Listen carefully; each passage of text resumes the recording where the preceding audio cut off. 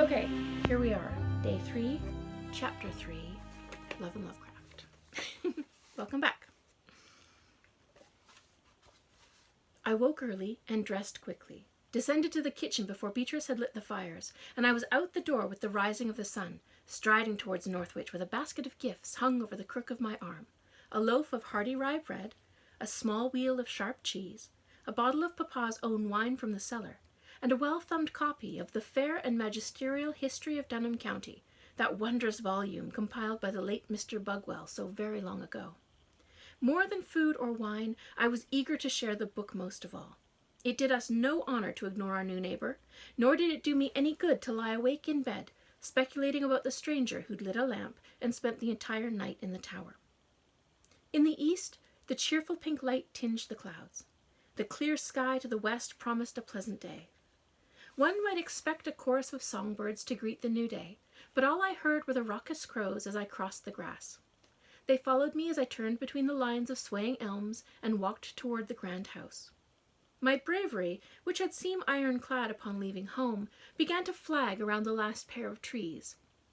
The shadows cast by Northwich Hall appeared a little deeper and more menacing than elsewhere, and the overgrown hedges and garden weeds crowded together, as if the plants were whispering one to another about my uninvited appearance. They found my dew-damp skirt and wet boots sadly lacking in quality.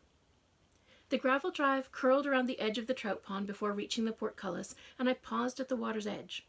An observer might think I was admiring the great stone facade of the building, but in truth I was mustering my courage. "Good morning, Mr. Blackwood," I muttered to myself, practicing. The spiteful birds cawed and laughed from the ridge of the roof. I pulled myself up and stood a little straighter. "Good morning, sir," I said again, louder and with more conviction. I would not be chased away by my imagination or the teasing of crows. Because I was looking straight ahead at the building, I saw only a rapid motion on the surface of the trout pond through my peripheral vision, but I heard the splash and felt a few drops hit my dress. With a gasp, I skittered back from the rippling water. The surface was black and murky, covered by a shimmering green scum. Whatever manner of creature lurked below the waters was hidden by that mysterious verdant film, but for a fraction of a second I saw the wake that its passage had created, and instinct told me that the fish must be enormous. I supposed after the posies left and the grounds were given to the village council for safekeeping, no one had cleaned out the pool, and over the years of abandonment a trout had been left to grow to colossal proportions. Good Lord, I thought, here was the reason the black swans were gone. It had devoured them. I hurried away from the edge, climbed the steps to the main doors, and rapped on the wood. The hollow sound echoed and faded. So I rapped again. This time I detected the scurry of distant footsteps. The curtains moved in a first-floor room up and to my right. The reflection of the rising sun did not allow me to pluck any features from the person inside, but I knew they were there, so I raised my hand and gave a merry wave. "Hello," I said. "Good morning." The curtain promptly shut. I waited with patience. What if they were descending to the entrance hall? But after a length of time that would have allowed any passage from cellar to turret, I realized they were not coming to greet me. I can't say I was disappointed. I knew now that someone was home, and my curiosity was piqued while my fear had vanished. But they were in no mood to welcome visitors, and I was in no mood to be insulted. I left the basket on the doorstep. It was a gift freely given. "Welcome to Dunham, Mr. Blackwood," I yelled up towards the windows, and gave another merry wave. If he was peevish, then I shall combat his peevishness with abundant good cheer, and assure him that I would not trespass against his private nature.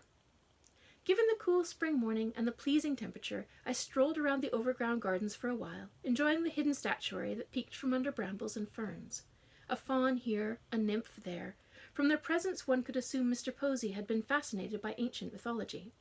Moss choked the narrow cobble paths, and the flower beds had long been run over by wild blooms, but the gardens possessed a beautiful abundance that spoke of independence and self-gratification. They grew because they wished to grow, not because a gardener tended them. If Mr. Blackwood was watching me from his upper windows, I did not feel it, and I took great delight in cataloguing the plants. Hollyhock sprouts, henbane, clusters of petunias in the corners, tulip shoots stabbing up out of the black earth. As always, when given the opportunity for solitude, I was in no hurry to return home. Perhaps I should explain why.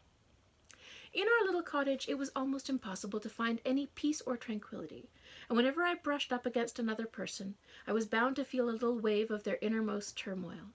Just as Jane could turn a man's thoughts, or Emma could prompt a body to heal a little faster, or Mary could sing butterflies down from the trees, I was haunted by the emotions of those around me.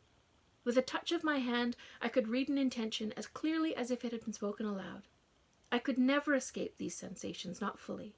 The constant distraction of human companionship was exhausting, and so I cherished my time in isolation, when I could hear my own thoughts easily. I have never claimed my quirk is mind-reading, though to a person unfamiliar with my abilities it might appear so. Queer talents run through the Lovecraft line, as I've said before, and I had been blessed with a distracting sensitivity to the people around me. Nor was it only human companions that broadcast their feelings so openly. Horses and alder trees could be particularly excitable, creating a riotous cacophony in my head should I brush past them. On days of particular sensitivity, and with a little concentration, I could sweep my fingertips over the soil and detect ripples from the past, dancing like faint fairy whispers across the landscape.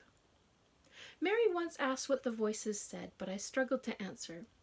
I feel them rather than hear them, and that makes it impossible to pluck a clear word from the murmur. I do not perceive history as a story, but as a sensation. Because she is the most rational and well-read of my sisters, I hoped Mary could suggest the best explanation for my perceptions. Perhaps she knew a better phrase to define the persistent whispers that hounded me. But as I tried to explain the nature of my distractions, my younger sister became increasingly wary. When I was done, she warned me to say nothing to anyone about the depth of my affliction. I protested. This was no affliction. All of us Lovecraft girls possessed a unique trait, a quirk, and this was mine. But Mary reminded me that Mr. Posey had gone mad and been locked away in Broadmoor Asylum for quizzical behavior, and if my imagination ran towards hearing whispers, then I ought to be careful with whom I shared such information. She gave me a fond hug and told me not to worry. She refused to believe for a single second that I'd lost my wits, and in that moment of contact I'd felt her love and concern for me, radiating off her skin like afternoon sunshine. Mary's hugs were huge, consuming things. She was my little sister, but she was the largest little sister in the whole village. Honestly, I don't wish to make my quirk sound miraculous. It has left the pursuit of a relationship impossible. Friendships are troublesome. Romance is futile. People are duplicitous in their nature, and even in the bloom of love a mood can be changeable and fragile. When I was younger, I'd been courted by some of the men from the village, but they'd found my quirk to be bothersome at best and terrifying at worst. Gerald Chowder had been so frightened by my knowledge of his lying, fickle ways that he'd accused me of trickery, and once our engagement was formally dissolved, he'd given me a very wide berth. Papa said not to let the matter trouble me. After all, Gerald was a turnip-headed ninny with no great prospects, and any nuptials would only result in ugly, ugly children. But I decided then to abandon all hope for a happy marriage. It was too easy for my heart to break. A talent for reading a person's most hidden feelings did not lend itself well to social situations, and consequently I enjoyed the company of children and dogs and books, for they were transparent and loyal with their emotions. I found adults and cats to be tiring, for they often professed one thing and felt quite another. After leaving the basket at the door, I spent an hour or so in the gardens, finding blessed felicity in the delicate sentiments of the growing flowers, cherishing my solitary explorations. When I returned home across the pastures, my 3 sisters were sitting in the breakfast room, finishing their meal. Mamma had already gone to town to run errands, Papa had sequestered himself in his study to work on his memoirs, and Beatrice was clearing dishes. Jane smiled as I entered. "Where have you been so early in the day, Harry?" she asked as I removed my bonnet. "I took a gift to Mr. Blackwood," I said. They all looked to me eagerly. Emma audibly gasped. "I have nothing to tell you," I said, waving away their interest. "He wouldn't see me. He was home, but he didn't come to the door, so I left the food on the doorstep." "How crude," said Emma. "Don't you think? Terribly boorish behavior in a gentleman." "We don't know anything about him," said Jane mildly. "Perhaps he's shy, or terribly disfigured. Maybe he doesn't wish to terrify the country girls." "Or maybe he's only tired," I replied as I sat at the table and took a triangle of toast from Emma's plate. "The man was awake all last night. A lantern burned in the tower until dawn." Mary set her teacup aside. "Which means you were up all night watching him?" "Mostly," I said. "Aren't you just the smallest bit interested?" Mara and Emma scoffed, but Jane gave a coy smile.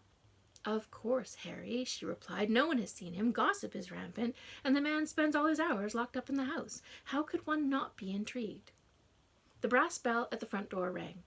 Beatrice went to greet whomever had arrived, and she came back to the table with a spindly boy at her heels, all elbows and knees and crooked teeth, the baker's son, Earl Rabbit.